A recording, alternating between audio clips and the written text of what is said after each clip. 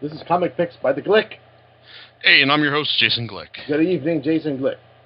Good evening, John. How's it going? Not bad. Cool. Just getting over a nice 3-day weekend. Yeah, and it's like, and even though it's like this, like I said, this 3-day weekend, I mean, it's always nice, and we realize the next one's not going to be until May. Yeah. But you know, that next 3-day weekend, Memorial Day weekend, that's funny May, man. Hell yeah. Yeah, I mean that's how I always look at things. Yep. So. Oh, I saw a picture from the front of the convention center. Actually, they took out the fountain. What in front of the? Wow. Yeah. Huh. Yes. Somebody posted it, and I was like, "Whoa, well that looks different." It's just grass now. It's like they filled the whole area in with like grass or plants or something. And they're doing some funky construction on the side. I'm not sure what that means, but oh well. My guess is they're trying to expand the convention center some way. Hey, more power to them. It's like if they get more room in the convention center, hey, hopefully more live-action Asian movie rooms. Like, there you go. In future years, then. Yep. So what do you have for us tonight, dude? Well, tonight continues a long-standing tradition with this podcast, and that's tying it into the latest comic book movie release. Of course, I'm talking about Ghost Rider, of which the second Nicolas Cage movie came out this weekend. Now, I have not seen that movie. I have not seen the first one either, because, well, I mean, I heard the first one was, well, let's just say the best thing I heard about the first one was that a buddy of mine said, whose opinion I generally trust, said, like, yeah, I went in there with no expectations whatsoever, and I thought it was okay. So I mean, you got that to recommend it, and the second one I heard, you know, word of mouth just hasn't been all that great at this point. So I mean, like, I like Nicolas Cage. I mean, yeah, even though the guy seems to like say yes to about every script that he is thrown his way. I mean, when he's good in the right movie, he is awesome. So it's just a matter of like separating like the good Nicolas Cage movies from the bad ones, of which like there's like ones I like best are like, you know, Matchstick Man, and as John noted, like in our pre-show discussion, Kick-Ass. Mm-hmm. So but even then, it's like, you know, like Ghost Rider is first and foremost a Marvel character, and while there's been this huge legal brouhaha over the last couple weeks over it's over one of its creators, Gary Friedrich, and Marvel's like judgment against him, pay $17,000 for his unauthorized selling of Ghost Rider merchandise. Wow, it's like, that's, on one hand, it's like it's sickening that basically like Marvel's, that they're trying to wring blood from a stone here and face just trying, like, selling, like, this guy is selling, they're trying to get all this money from this guy who, you know, this is basically how he makes his living, and he's basically almost destitute as it is. So the 17,000 is just kind of like insult to injury right here, but also at the same time that, you know, he's not actually the sole creator of Ghost Rider, in the sense that, you know, he was he made as I understand, he made lots substantial contributions to the character. He also, like, Marvel editor Roy Thomas and artist Michael Plug also contributed substantially to the idea and look of the character as well. In fact, from what I understand, like Friedrich was a lot of the issues from the Friedrich decision were based on his selling unauthorized prints of Mike Plug's art, which is a whole other can of worms right there. Yeah, so on one hand, it's like it's terrible that this guy has to pay this stuff, but at the same time, it's like you look at this and think, well, it's not nearly as cut and dried as anyone would like it to be in real life, as compared to the comics it was based on. Speaking of the comics themselves, that's like it. Let's just say, as with just about any Marvel character that I'm familiar with, like my appreciation of Ghost Rider basically extends as far as the creators who have worked on him. And so those of you who have been reading and listening to me for quite some time can probably guess that, I bet he's probably just going to talk about the series written by Garth Ennis and Jason Aaron. And you know what? You would be right.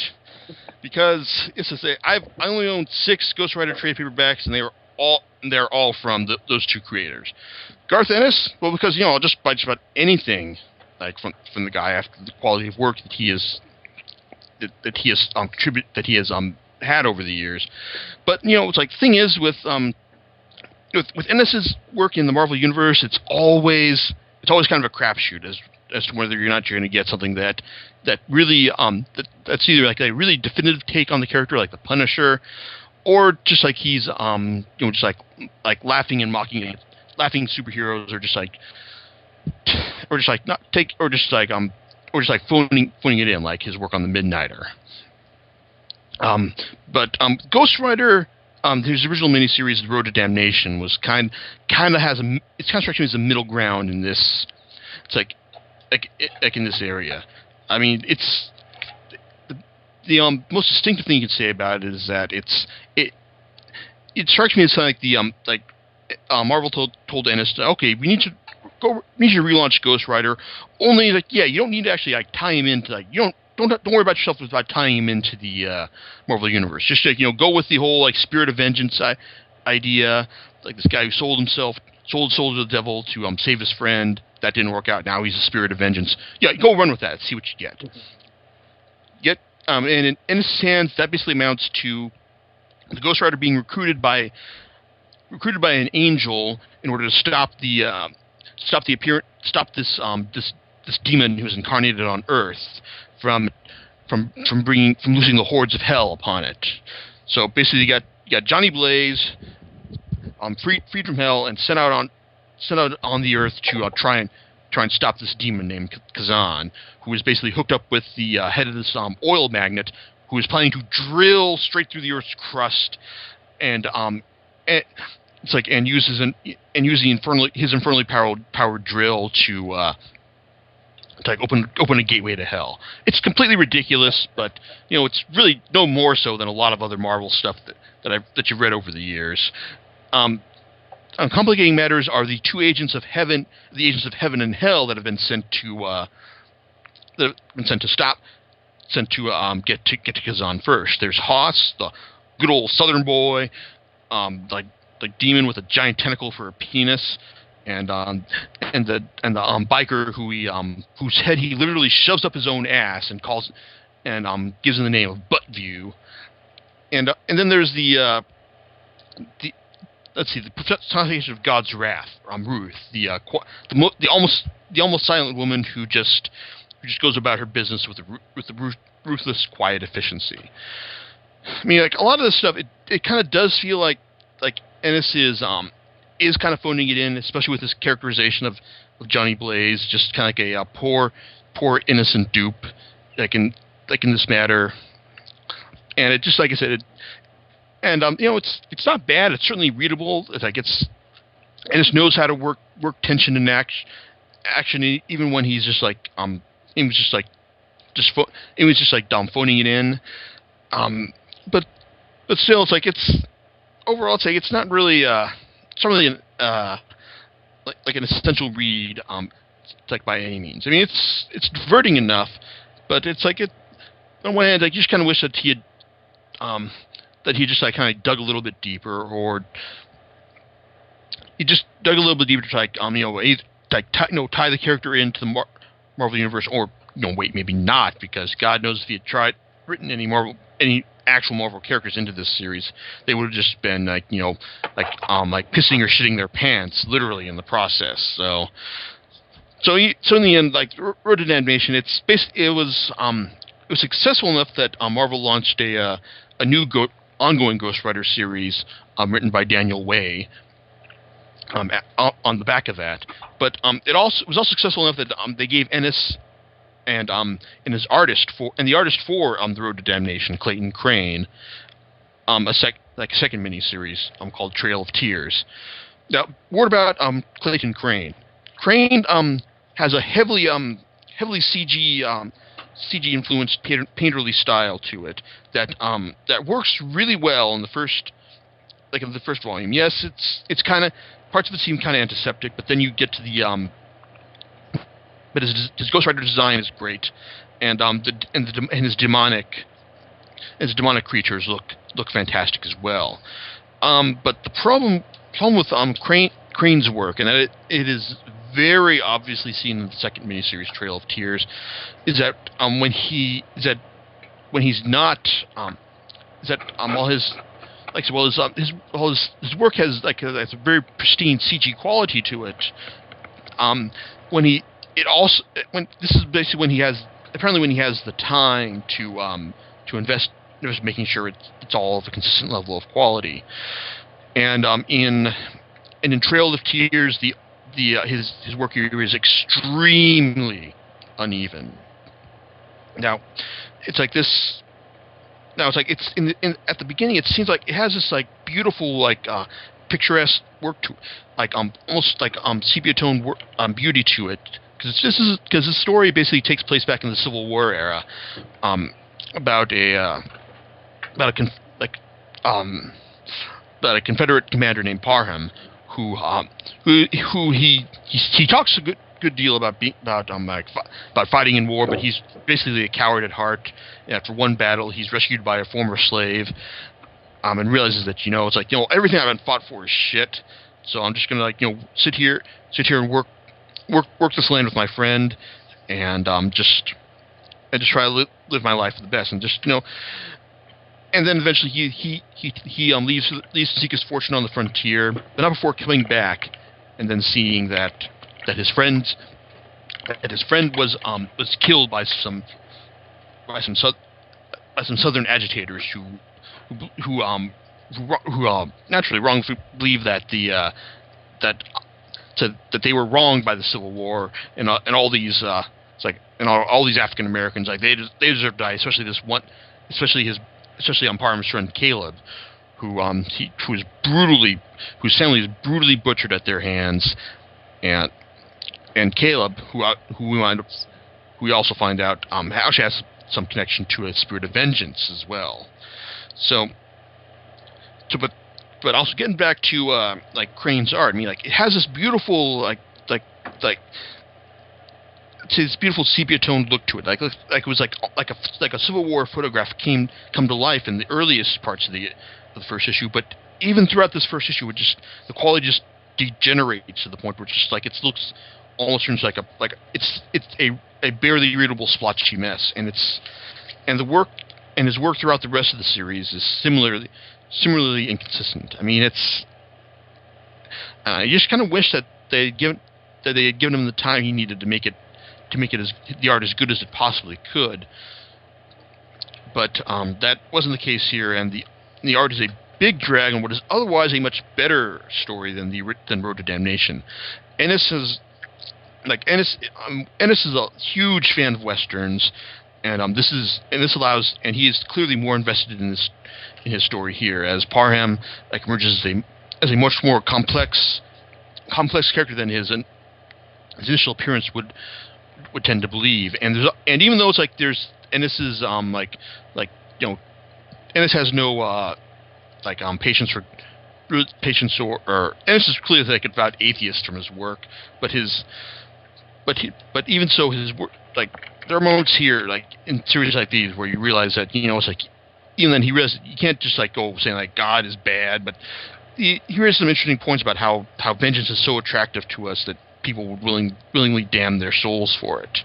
It's a good story, and certainly and even with the grossly uneven art, it's a better read than The Road to Damnation. However, now I didn't pick up the Daniel Way written stories of the relaunched Ghost Rider, because Way has always been a very inconsistent artist, and his work has just been kind of he hasn't come across that one great series that's going to make his name. So I have no ill will to this guy, but as soon as Marvel you realize that as soon as Marvel loses interest in this guy's work, he'll probably be instantly forgotten. Sad to say. So, that being said, though, Way wrote the first 19 issues of the relaunched Ghost Rider, which basically which also interesting retcon to the mythos. Basically, the fact that that Johnny Blaze's his spirit of vengeance wasn't actually a demon from hell. His powers weren't actually spawned from hell.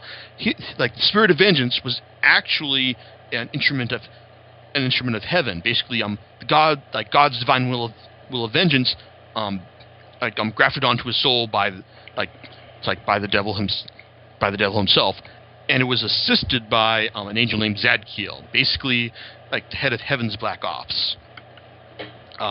So basically, when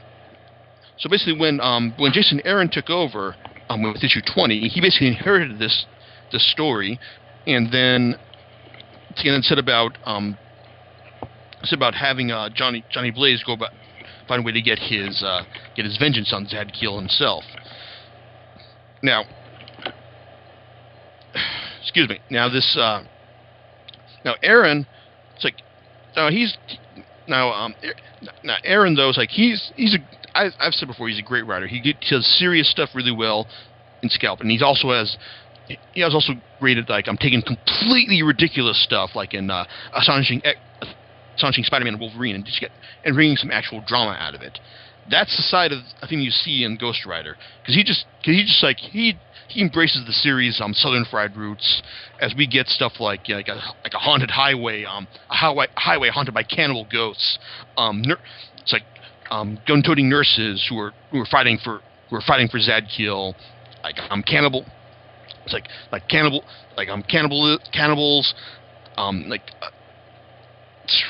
sorry, I'm thinking crazily overbuffed religious freaks, all sorts of crazy ass shit, and Aaron just